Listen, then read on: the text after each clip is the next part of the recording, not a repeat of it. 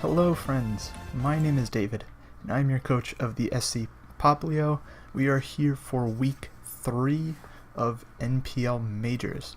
Now, if you didn't hear, top tier boy Seb had to drop out, and they asked me if I wanted to bump up from minors up to majors. I of course said yes, and so I inherited Seb's team.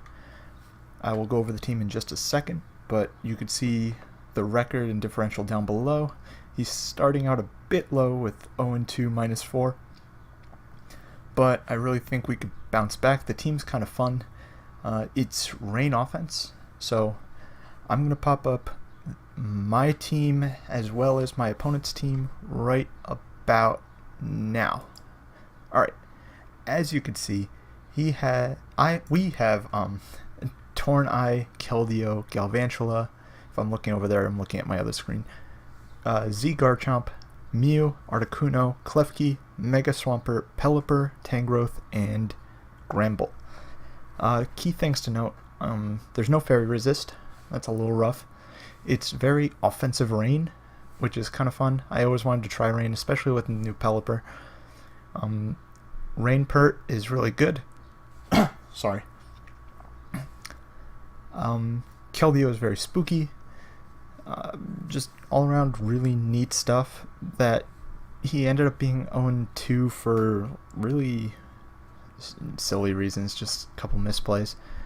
But I do like the team, and Abe's team on the right, who is our opponents, the Newcastle Umbreons, they have Tapu Koko, Sneasel, Salamence that's the eligible, Linoon, Darmanitan, Nidoking, Mega Scizor, Serena, Hoopa, Slowking, Gigalith. Now, big threats include the Linoon, the Salamence, and the Mega Scizor. The Mega Scizor is more of a problem for my specific bring as opposed to in general. Just my team has a lot of trouble with it. My 6 mods have a lot of trouble killing it, so we're going to do our best. As you can see, we are bringing Damp Rock Pelipper, which means rain is coming.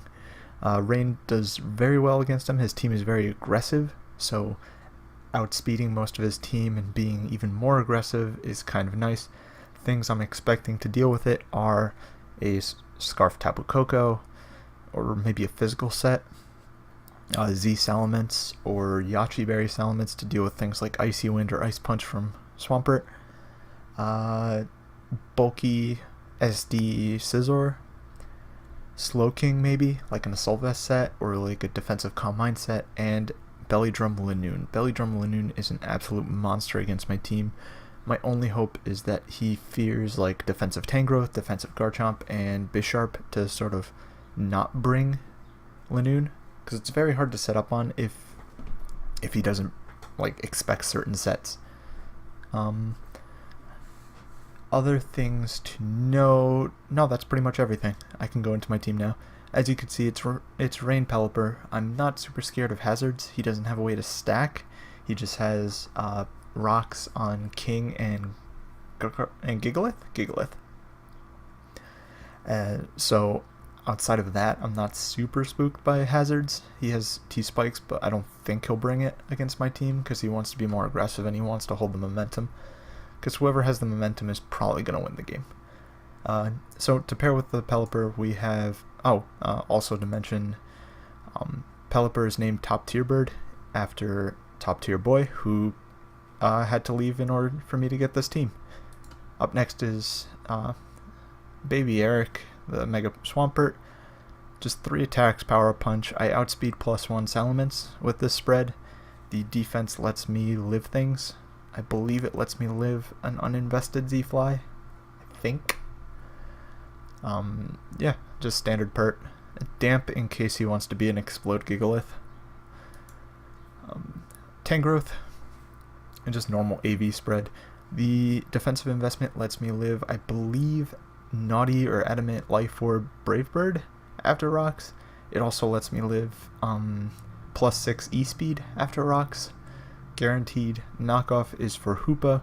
Sludge Bomb is for Koko and General Stab like Serena. HP Ice is for Salamence, and Focus Blast is for Linoon. Linoon potentially dies after rocks. This investment is just for that. The SPDEF is for something important, I'm sure. I don't quite remember. I'm trying to look. Nothing really comes to mind. I'm sure it was for something important. The EVs are for probably Lanoon or Salamence. And yeah, AV Tangrowth does a lot of work. Up next, sorry, I was hearing something in my room. Up next is Mew, just bulky set. Rocks, Wisp, Roost, and Volt Switch. Volt Switch to abuse Electric Terrain, Wisp because he's not bringing his Fire type against Rain. Roost and Rocks for general stuff, and blah blah blah blah. Up next is Z Garchomp with Groundium. EQ, Dragon Claw, Swords Dance, Endure. Endure is for things like Salamence, it's for things like Lanoon, it's for Scissor, it's for whatever physical move he wants to go for.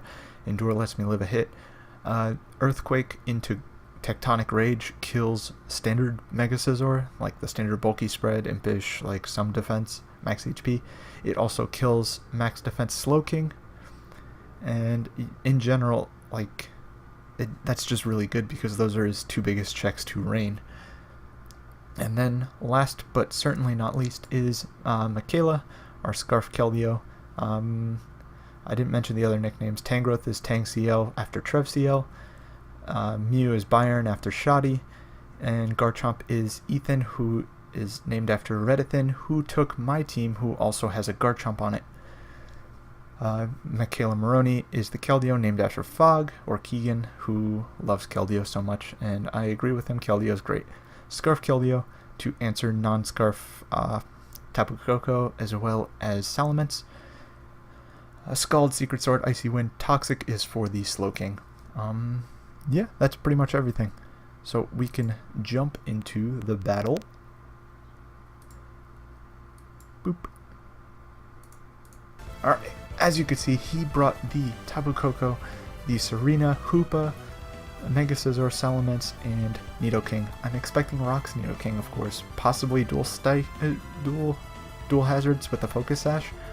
Salamence, I'm expecting Dragon Dance with either Yachi or Z-Move or Lumberry or something. I saw so many different sets in mocks. Standard defensive Scizor, maybe Bullet Punch, U-Turn, SD, Roost.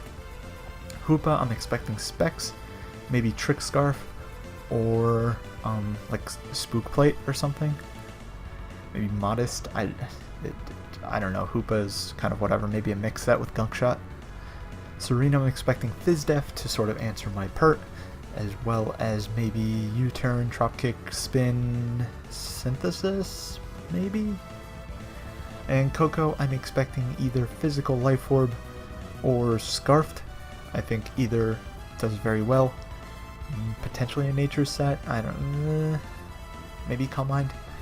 But anyway, we're just going to jump right into this. I believe I lead with my Mew as a sort of all-purpose check. He does lead with the Coco. I decide to Wisp whatever wants to come in case he wants to U-turn and he's physical. He goes for a T-Bolt. That does 40. I calc that is no boosting item. Potentially Modest, I believe. I believe it's Modest, no boosting. Maybe Timid, I'm not entirely sure.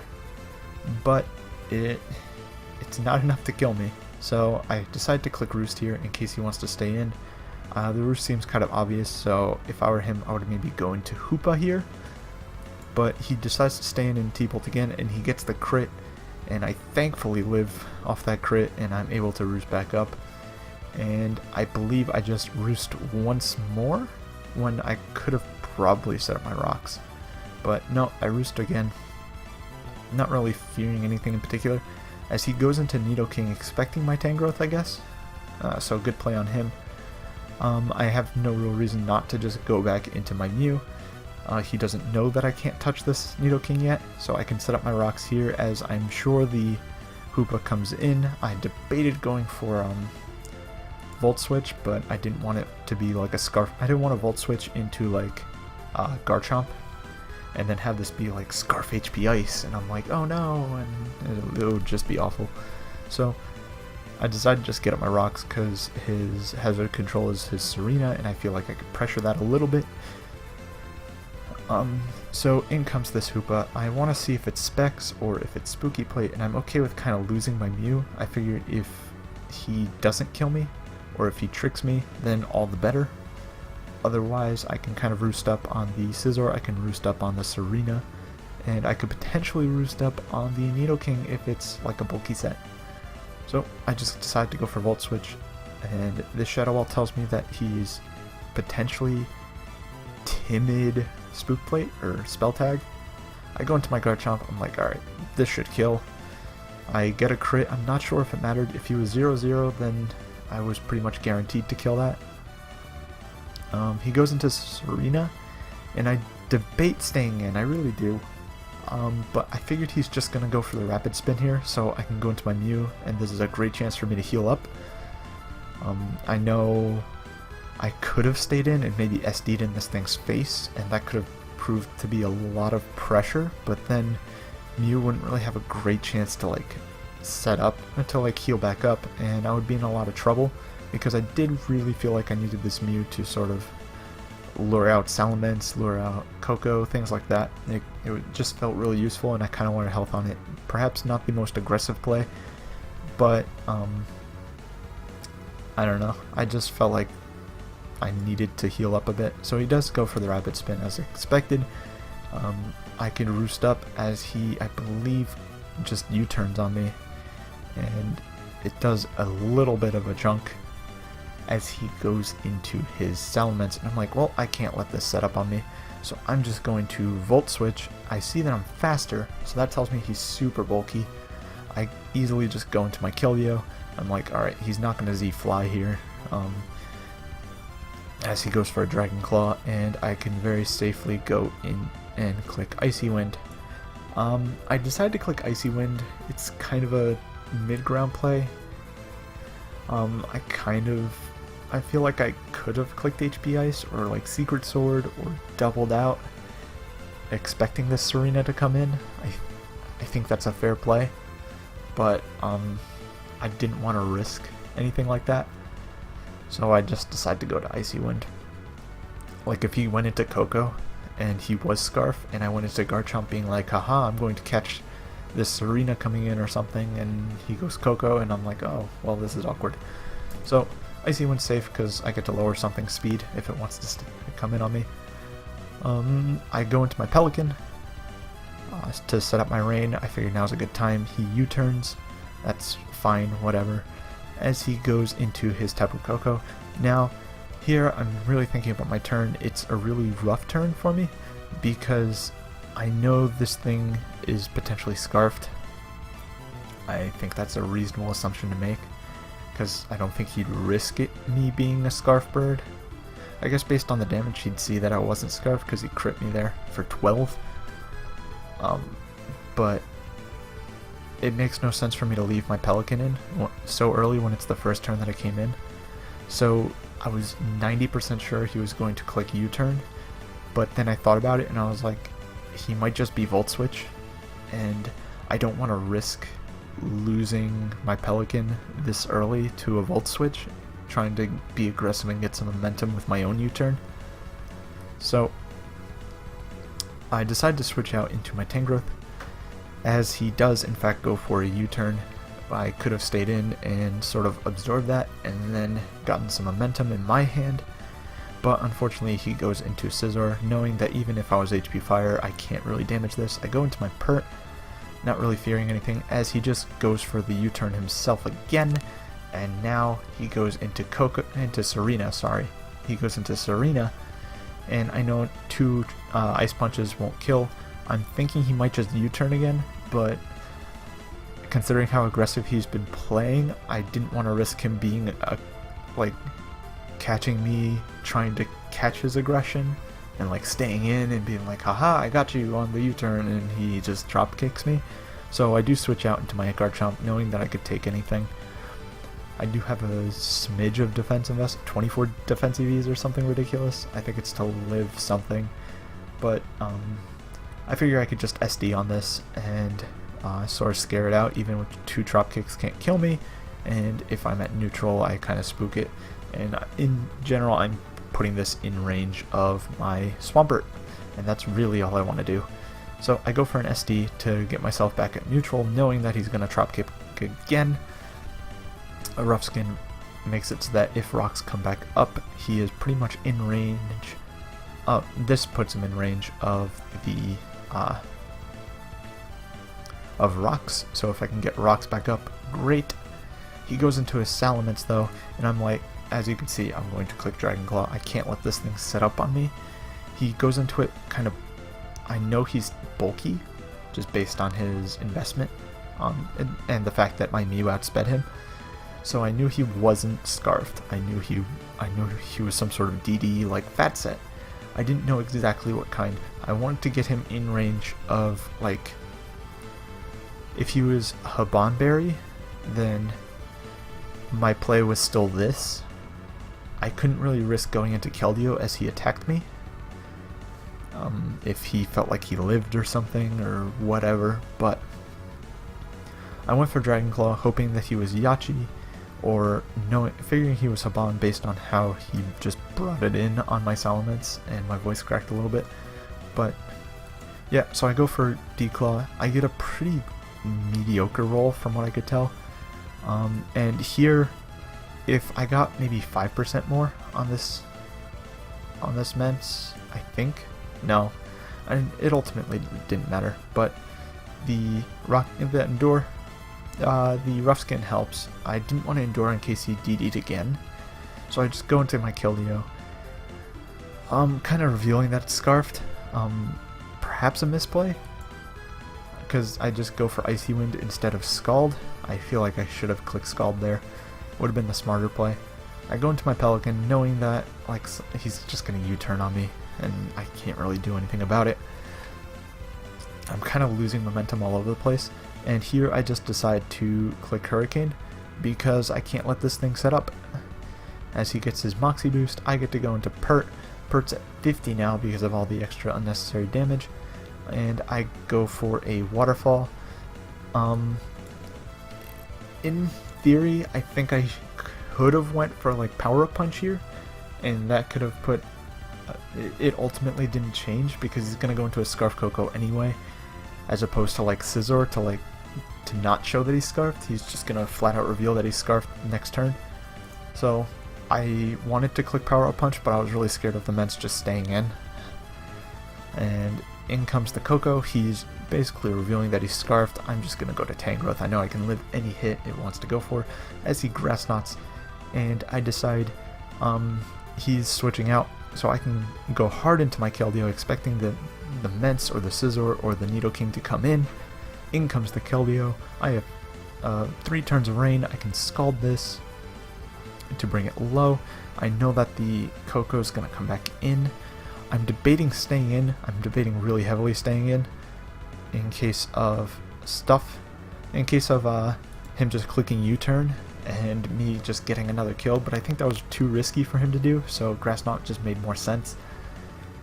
So I end up going into my Tangrowth. I call that right, and this time instead of going into my Keldeo, I'm going to go into my Pert, I believe.